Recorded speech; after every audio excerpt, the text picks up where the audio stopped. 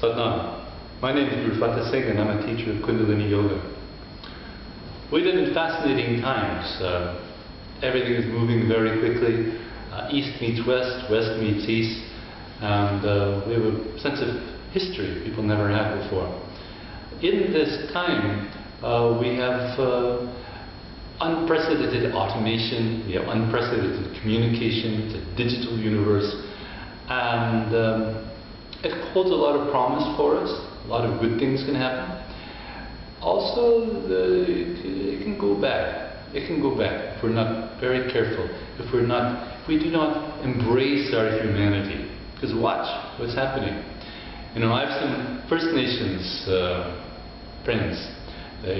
By First Nations, I mean the indigenous people who lived in Canada first, and they're having a hard time. Bear with me a little bit. It's a little historical context. They used to be hunters and gatherers, and when Europeans came, killed all the buffalo, chopped down all the trees, it made it difficult for them, because unless you're living way far up north in the snowlands, you can't hunt and trap and make a living easily anymore. It used to be easy. So, we made that difficult. We created an industrial society. And we looked for industrial workers. We created an education system for industrial workers. And we all got like peas in a pod. We got educated and sorted out and graded, so people can fire and hire us at will and make the industrial machine go. Right? Guess what? The industrial machine is now making things that work faster and harder and cheaper than us. Soon us typical Europeans, Asians, Africans who came here, we're going to be in the same boat as our First Nations people if we're not careful. The machines can do things better than we can. There was just in the news last week that Uber, you know, the driving service, they want driverless cars. They placed an order of 100,000 from Mercedes-Benz. And a lot of drivers out of work. You know, once the trucks don't need drivers, the buses don't need drivers. But it's not only the drivers, a lot of things are going to go. And it's fascinating.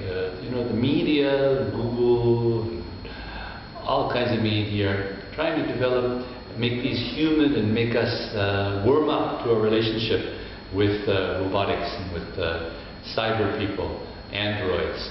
And they can seem cute, they can seem attractive, and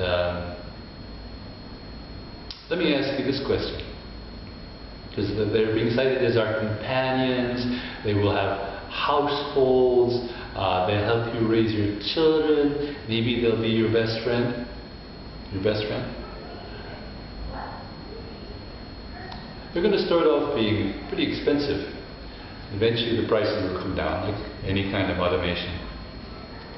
Imagine if one of these things you could get, and they would be virtually human. You could get it for $1, for $1, or a rupee if you like. Would you want it? People having relationships with people, having friendships with people, being married with people, having children, have challenges. People are needy, people sometimes are demanding, people have moods, people get sick. Machines don't.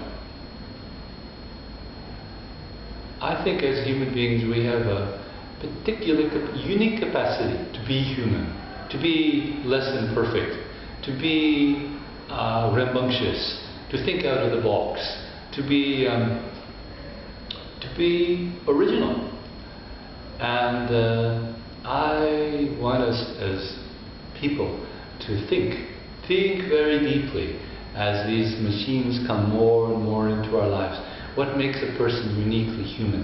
And what makes the human life invaluable? Because if we don't think that, we're going to more and more be replacing, as we already see people doing, human relationships with activity with things. Look human, talk human, act human. Might even have your children, but they're not. I think it's one of the biggest questions of our time. What are we doing as human beings, making synthetic human beings to do our work for us? There's dignity in work, you know. I'm sure there'll be robots that teach yoga classes, no doubt. But there's a dignity. People have fulfillment in their work. People have fulfillment in their human relationships, though they're challenging. And I want us to think very deeply, develop our resilience, and not so easily be guided down this garden path. Think. Maybe it's time for a revolution in consciousness, revolution in humanity, where we reach out to each other and develop human bonds to celebrate what it is to be human and not to be a machine. So, do yourself a favor, do everybody a favor in life. Don't be a robot. Don't think like a robot. Don't act like a robot. Embrace your humanity. Be the beautiful light that you are.